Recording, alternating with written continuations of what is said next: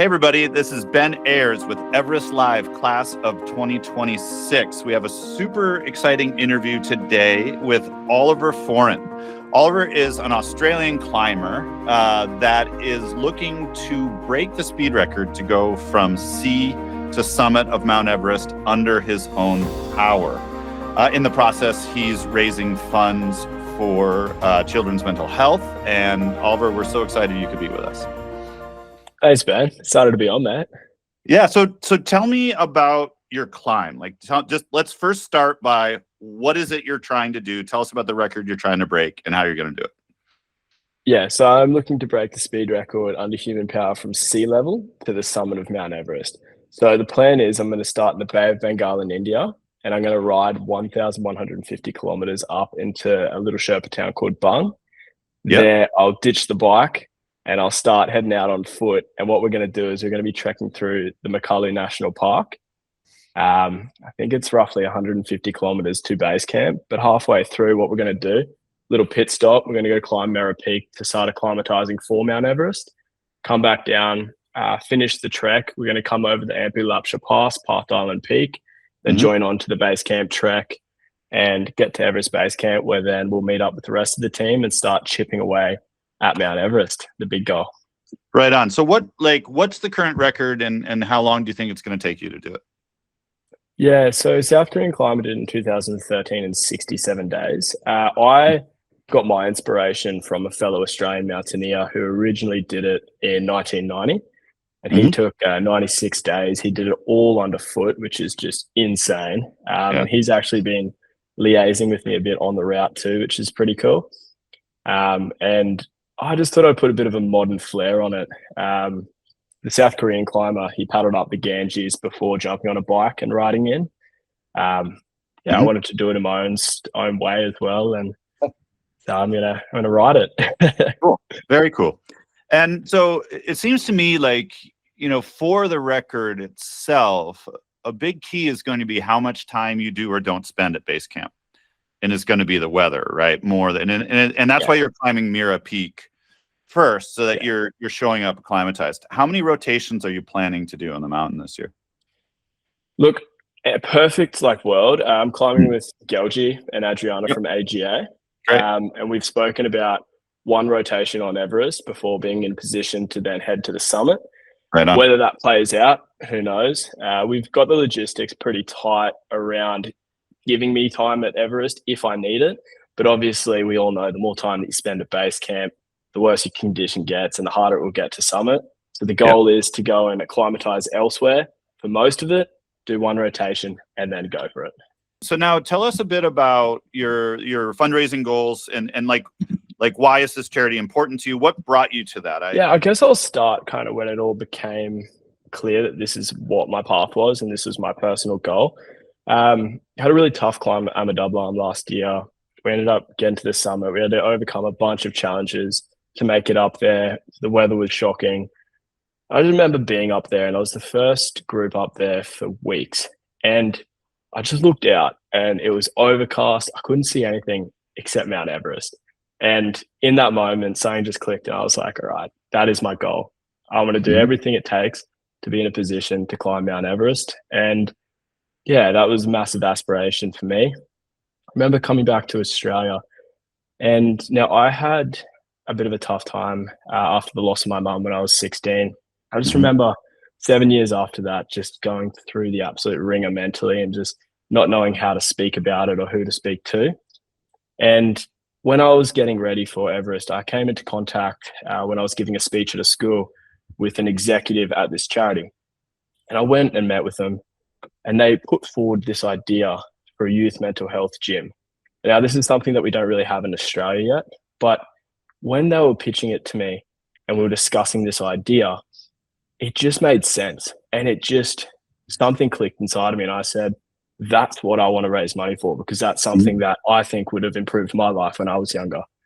And so we came together and then we've just been working on this plan. One, to, I guess, raise the awareness and the funds through the expedition and the feat itself. But then two, how to actually execute it when I come back home.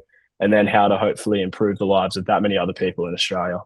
one thing that occurs to me every year, like last year with Mitch Hutchcraft, last year with the 4 British guys who were trying to break the using xenon gas to break the speed record from sea to summit with, helicopter assistance, etc. People who are breaking records on Everest are always tying a charity to it. It's almost as if breaking the record on Everest isn't enough. So for you, it seems to me like if you break this world record, that's pretty rad. What's going on inside of you that you have to add this charitable element? That's a great question. Well, I think Everest and these big FKTs, you could call them, they garner attention. And for me, I think it's the right thing. Personally, I can't speak on Mitch, who's a friend of mine, or the other team from the UK. Yeah. I think it's the right thing to do something with that and to point it in a right direction. And I know my network and I know what Australians are like. And Australians like to get behind someone who's doing something really hard for someone else. Yeah, right. And for me, that clicks. And that feels like something that I want to do. And I look at my life and I think, if I didn't have a really good community around me back then, I don't think I would be in this position, right? I don't think I would have the opportunity to do this in the first place. So imagine what we can do by putting a community around someone. Who knows? They could break the FKT in the future. We just don't know. So for me, it's more of you have the opportunity to do this, make a difference while you do it. Yeah, cool. No, I really appreciate that. And I think that's really, really commendable. What are you most afraid of? What do you think the biggest challenge is going to be? Is it Mount Everest itself, or is it something else along the way? Well, I think so. For me, I have thought long and hard about this as well. I think there's two major challenges, and I'll go for the first one first. That is going to be the ride in India, for the reason that it's just unpredictable, right? It's just very unpredictable. It's the Indian part is about a week, but it's a week that's going to be crazy. It's going to be full on. I'm going to embrace it, but it's just the unpredictability that that's going to bring and riding on those roads every day. And it's going to be hot. It's going to be hot. Yeah. Oh, but we just made it through an Australian summer, so I'm ready. Fair. I'm ready. You're acclimatized to that. And then, of course, Mount Everest. You can't overlook it. It's the biggest mountain in the world, and there's a bunch of fatalities on it every year for a reason. It's because it's dangerous at its absolute core. But the thing that I do feel a little bit more assured about Everest is that I'm climbing with some of the best people on the planet. And this is what they do. This is their DNA. So we're going to be listening to them when it's like, all right, it's time to go. Hold off. Maybe wait another few days. The weather's going to be clear. Having that as part of your, I guess, caliber and equipment is going to be so necessary. And that's why getting to Everest for me going to be a bit of a sigh of fresh air. It's a bit of relief because you're then with the best people in the world. And it's then more about the tactical planning and keeping your condition as good as possible before you get the shot to go. Yeah. Right on. And it was interesting last year because Gelji and Adriana also, they were the outfitters for Mitch, right? And we were our base camps were adjacent. And it was really interesting to see, they did a great job with Mitch. I assume it's something they'll do with you as well, where Mitch was one of the first foreigners to get up Everest. They were right behind the rope fixing team. And I remember the scuttle in base camp was that was really not a good idea, but it really paid off. And you can see I think you've picked the right team for you. They really do have a good insight as to how to make that happen for these small record breaking groups. Definitely. Yeah. And the good thing about them is that they've, something that was, I guess, a bit reassuring for us is that they've done it before, but they're so involved in every part, logistics wise. Awesome, man. So I guess just to wrap this up, I could talk to you forever, but we're going to keep talking throughout the season. So we just wanted to get people to be able to know who you are and what you're doing. So how can people follow along and how can people support your efforts and your charity? Definitely. So we've got a team coming with us. We're going to be filming the whole thing. We're going to be posting behind the scenes snippets every day on my Instagram, Oliver Foran. And then to support the charity, also to keep track on a live link, you go to climbingforyoungminds.com.au and everything's in there. So we'll have live coverage just above my head using a company called 060.